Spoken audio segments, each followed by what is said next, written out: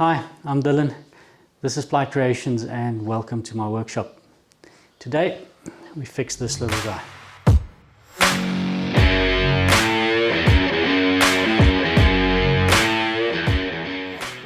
This is my low angle Lubin block plane, one of my most favorite tools in the workshop by some margin, and you wouldn't say that by the amount of times I've dropped it.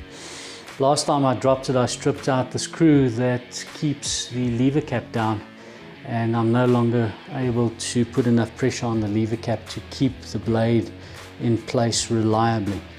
So I'll be trying to fix this by putting in a new screw, which I'm going to be shaping on the wooden lathe. Thankfully, brass is not too hard to shape on a wooden lathe, and I don't have access to a metal one. So therefore I need to do it in-house, so to speak. Funny thing is that's not my only favorite hand plane.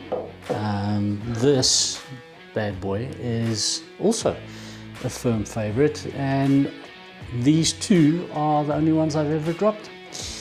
So, but this one needs attention today.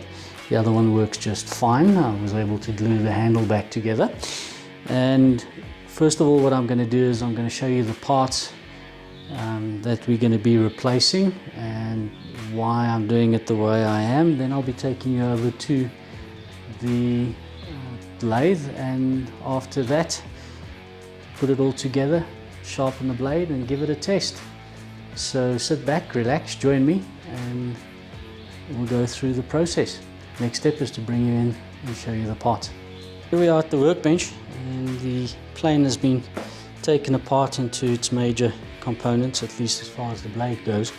We have the body of the blade, the body of the plane, the blade, the lever cap, and then the part that needs some attention. So this is the screw that keeps the lever cap in place, and after dropping it I stripped this back section of the screw, and it no longer catches on the thread inside the plane body. Now at first I thought that I would need to have a new one machined, because it's got a bit of a recess in the head, and I hope I can show you this, but it's got a bit of a recess in the head, and that sits in the recess provided for it in the lever cap.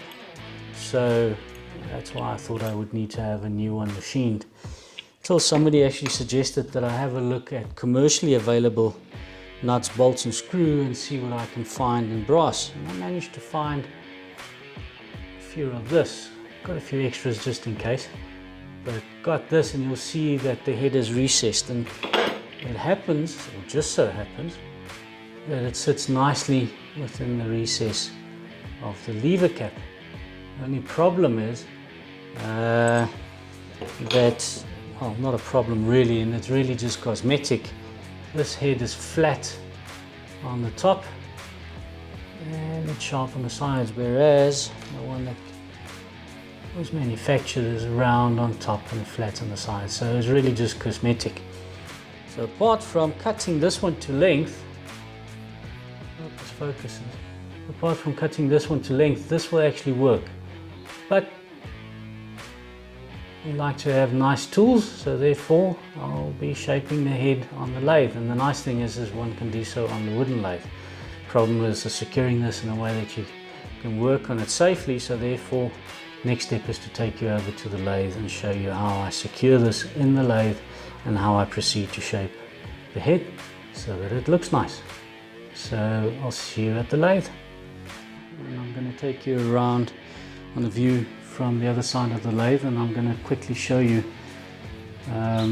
what I've got set up and how I'm going to go about mounting the screw onto the lathe. So if we get to the lathe, if it seems like I'm maybe stepping uncomfortably, I'm trying to avoid Rocky. He is the in-house border collie. So here I have my chuck, four-jaw chuck, and then I have in here just a piece of wood that I've shaped and put a shoulder on so that it goes into the jaws of the chuck. What I did is I took this, cleaned up the face. I may show you some footage of that.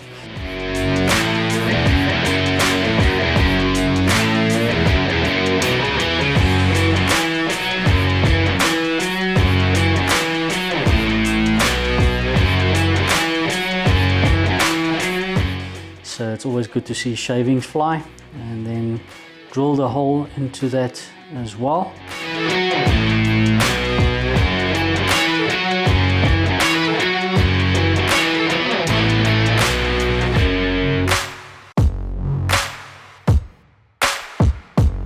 Then attached a T-nut or blind nut into there with the correct thread. I think it's M5 that will take this particular screw or bolt.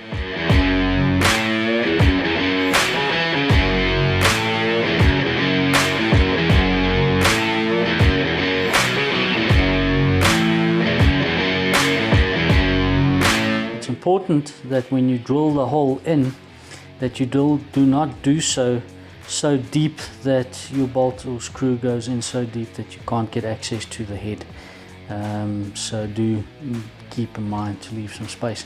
Nice about the system is as the chuck or the lathe turns towards me in this direction and the screw is tightened in that direction, as I'm working on it, it actually self-tightens. So that's quite a handy thing to have. So I'm going to start up.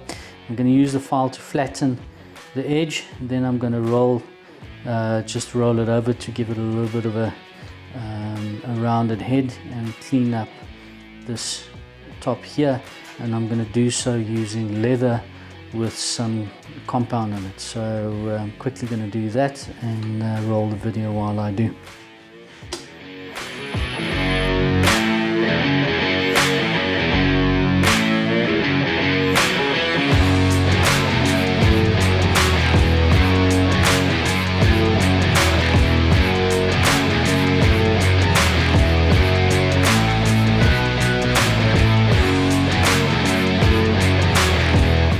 Bit of a safety tip, what I'm going to be using is it's just a section of leather. I've got this also lying around all over the place, but I've got a honing compound in that will polish and shine up the metal, and I use these for polishing up pen blanks and anything that needs a shine and that's small. When you do use this or any cloth on the lathe, do be sure that you don't have any loose ends really, and also do not put your finger in and hold it like this, because if it grabs it, your finger's going to go along. So try and keep your fingers free so that if it does, the lathe does grab the material, that it doesn't get ripped and your finger gets taken along.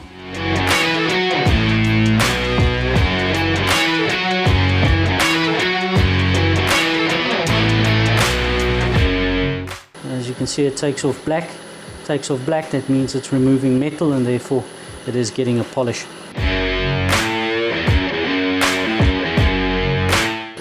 Have a look.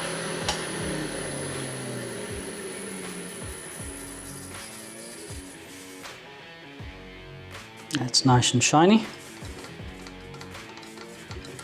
Go over to the main camera and I'll show you what it looks like. There we go. And there it is. So it's nice in the recess. And next step would be is to sharpen it and put it all together. And the next time I see you is we'll give the hand plane a test. So see you in a bit. Something I forgot to mention is you may notice the length of the purchased bolt and the length of the one that came with the plane. You'll see it's shorter. So after cleaning up the head and shaping the head on the lathe, I took it over and put it to my hacksaw, and that is the new screw or new bolt, and you may notice that it is significantly shorter. So this will now go into the plain body. Know how deep it needs to go. Blade then goes in, and then the lever cap slips under that, and then we place tension on the system. So what I'll do is I'll set the blade parallel to the sole, and then I'll show you how it works. But it keeps tension, it screws in nice securely, so for all intents and purposes my favorite little plane is back. So B-roll of taking shavings.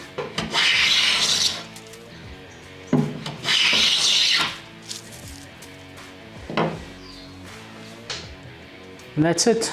Brings this little repair to an end, and also the end of this particular installment of Ply Creations. So please head over to my website, plycreations.com. I'll leave a link in the website. I've got plans for sale on the website. I blog regularly, and if you sign up, you can even get access to some free woodworking plans and 2 articles a month. At least I try. So have a good one, be safe in the workshop, and until we see you the next time, have a good one. Cheers.